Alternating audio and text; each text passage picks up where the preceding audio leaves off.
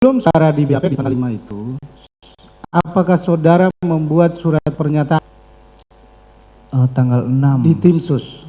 tanggal Saya tidak tanya yang tanggal 6. Tanggal 6 ada dalam berkas Kuat Ma'ruf. Betul ya. Pernah membuat surat pernyataan di tanggal 5? Pada saat tanggal 5? Iya, benar. Itu aja sebenarnya. Oke, lanjut yang Jaksa lain. jangan marah-marah dulu lah. Silahkan.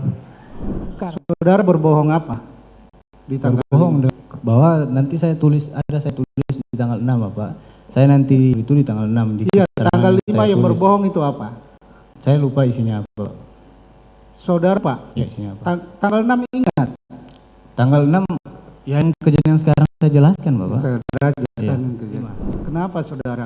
Masih bohong Bapak. Iya, kenapa saudara berbohong? Karena masih bohong aja. Bapak. Iya, bukan. Saya tanya, siapa yang suruh berbohong Tidak lagi? ada yang suruh. Tidak ada yang suruh. Tidak ada yang suruh. Baik.